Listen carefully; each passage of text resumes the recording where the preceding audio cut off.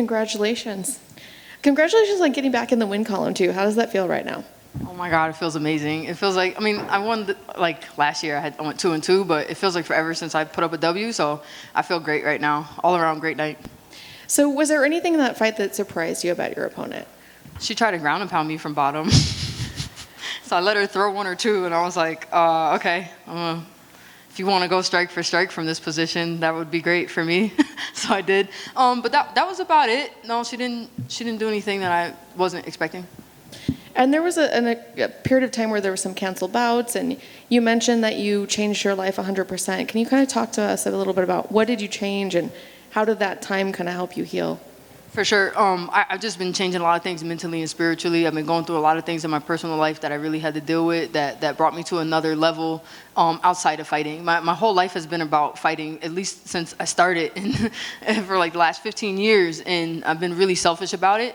And, being a mom and really focusing on my daughter and really focusing on my family gave me the opportunity and the motivation to change my life around for the better. And I realized I was just coming to fights and cashing checks, and having fun, but I wasn't really living how I was supposed to live to reach the goals. I had lofty goals, but you can't get them if you're not going to train like a champion, like an athlete. So I started training a little bit harder, making smarter nutritional choices, making smarter sleeping choices, making smarter choices about the people I put in my environment, all kinds of stuff like that. I made a lot of little changes that added up to a whole new person. And here I am today. I feel like, man, I'm not the same person that y'all talked to last time, and it feels good. So looking back on your career now, if you were to redo some of those fights that you lost in the mindset you are now, is that something you want to do? Do you want to kind of redo those, or are you just looking at this as a fresh start, today's the first day?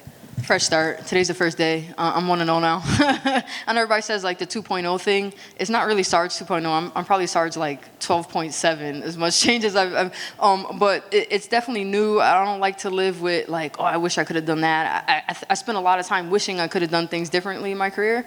So just forget it. It's gone now. Like I'm back to the division, so it definitely feels fresh. And so let's keep it going from here. And you mentioned a lot of names that you wanted to fight. Is there somebody now that, in that moment, of course, you're not thinking straight. I know it hasn't been that long, but is there somebody now you can kind of hone in on? Just one name, maybe?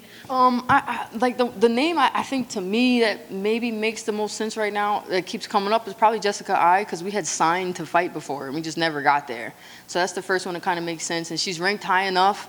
She's coming off of a loss. I don't know how that plays, but I think to me it kind of makes the most sense right now. But like I said, it's whoever got a number next to their name that's going to sign the contract that's going to help me get to the top.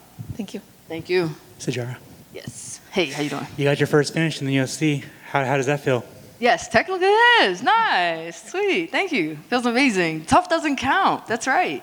No, it feels great. Awesome. Good to know. So, I mean, the story of the week and was your weight problems and everything.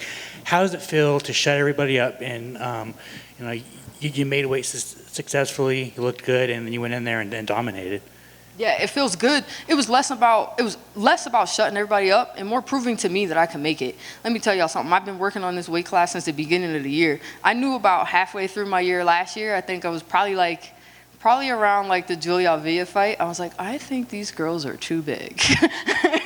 And so I had already started like mentally preparing myself to go back down. And it was a lot of like, can I do it? Should I do it? Is it healthy? Is it, there was a lot of that. And once I got over that and I started eating clean without a fight sign, I started losing weight with no fight sign. Let's start losing it now. And when I saw my body coming down, I felt the way I felt in practice, and I felt the way mentally I had more energy, I was sleeping better.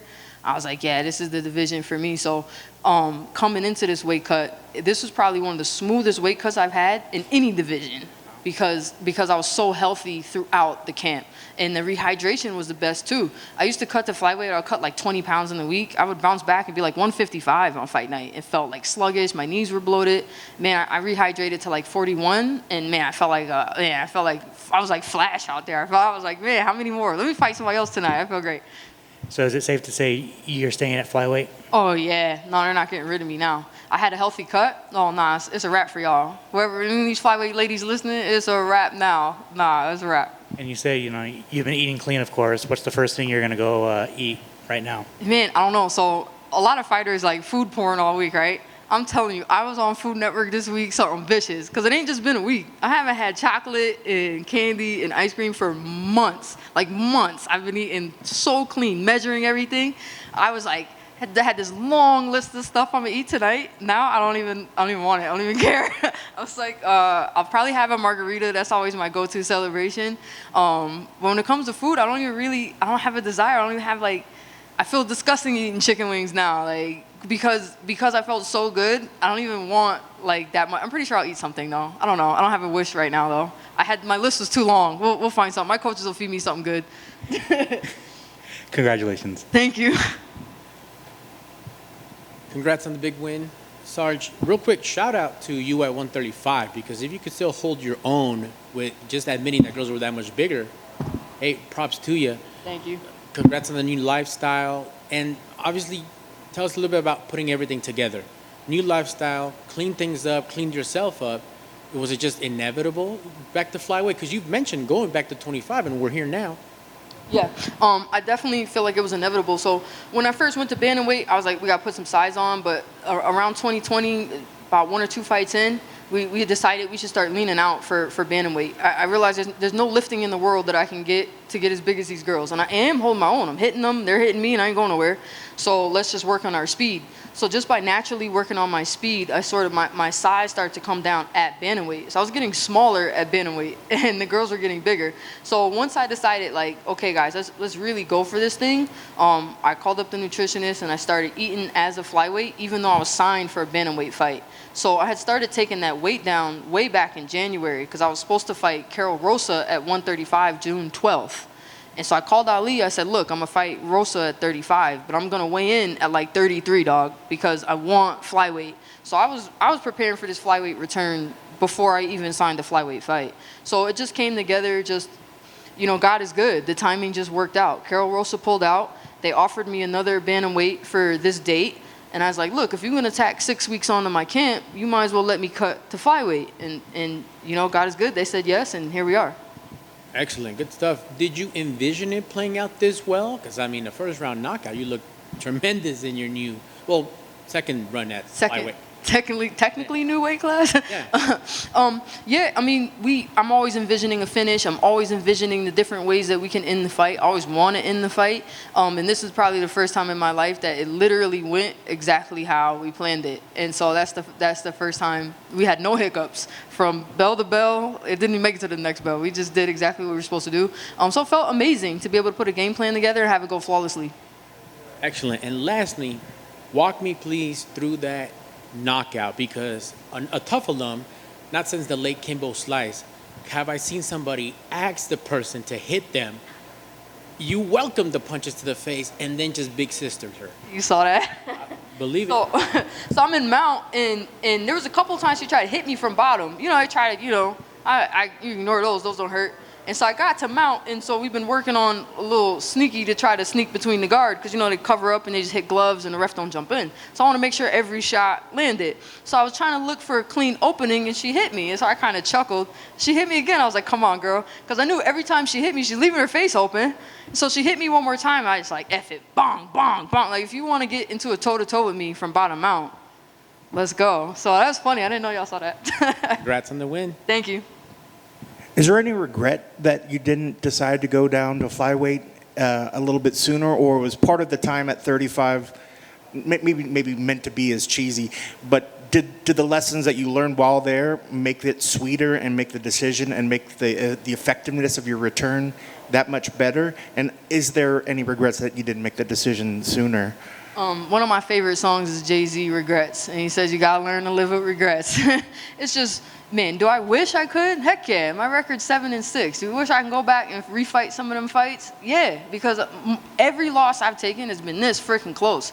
Could I go back and redo all of them? I could easily be, 7-6? I could easily be 12 and something, but you just can't go back and do those. So, no, it's more the latter. I think I'm hard-headed, so honestly, I learned better from the tougher lessons, so I probably needed to fight a couple of them two big girls to you really got to hammer stuff home with me. About 3 of them was like, doom. I was like, all right, maybe y'all are too big.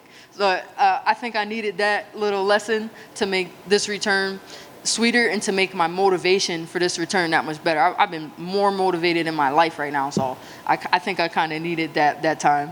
And what's great, and I believe you're 36 now, which I think some people could say, well, she's not young, but you're not old. You're kind of right in the middle. But you're saying with this decision to go back down in the way that you're treating it, you feel like this is a brand new you. Do you feel that by this move you're giving your career a chance than what it would have if you stayed at 35? 1,000%. I think if I'd have stayed at 35, I'd have maybe had a couple of fights left in me. Mostly because it's hard to finish girls. I wasn't winning. No, I think I think it would have been. What was the question again? I lost track of my thought. No, just if you felt like by making these decisions, you've now prolonged your career. Do you feel like you're brand new? I mean, yeah. No, I started drifting off thinking about them big girls. Yeah, they was trying to end me quick. They were big. No, I think hopefully this adds the second wind to my career. I do feel like at 36, as a woman, I'm not that old. I think 36 for a guy, they start trying to push you out the back door at 36. As a female, they don't even pay attention to you at 36. I'm right in the heat. I think I can fight for years more, especially now. I told everybody in my corner when I turned 36 in April, I felt legit 26. Like I woke up that morning and was like, I could easily pass for 26 at the liquor store, and I feel like 26 right now. So yeah, we can add them years on now because I feel better than I felt in my entire life right now, and that's just not a lie, guys. I feel fantastic. And also, I guess kind of last, do you sort of feel bad? You know, Elise was a prospect. She's coming in the UFC. She had a lot of maybe possible future potential. Do you feel bad sometimes that the UFC throws these young prospects to a veteran killer like yourself, or do you wish that maybe? Not at all. She's a professional. She weighed in at 125 and she signed the contract. Not at all. That's up to her and her team. If you 4-0 and look, everybody wants to make it to the big show. How many times do people get signed from these little shows just to make it to the big show? I don't think that's UFC. That's her and her camp. They look, we need a fight. And if I'm honest, I called Ali. I was like, Ali, do not reschedule me, dog. I don't care who you find. Mick, Ali, y'all better find somebody. And she stepped up. You know, not a lot of people want to step up and fight me on a week's, 2 weeks notice either. So props to her, but I don't feel bad at all, no. And lastly, you had a couple losses coming in there. Was there any pressure that you felt that you really needed to show up and do something? Was this how many fights you got left on the contract? Was this one of the? No, I re-signed right before Ketlin Vieira, so I got a couple fights left. Okay. I re-signed just before the Ketlin Vieira fight, so it wasn't about the number of fights. I knew that by coming down a weight class and by having the entry-level girl I had to win. Yeah. No one explicitly told me you had to win, but it kind of had that vibe in the air that like, oh, I better not drop this ball here. But they kind of, I had no choice but to win that one tonight. I was in the do or die. Well, it looked fantastic. Congrats on the win. Thank you. Thanks, guys.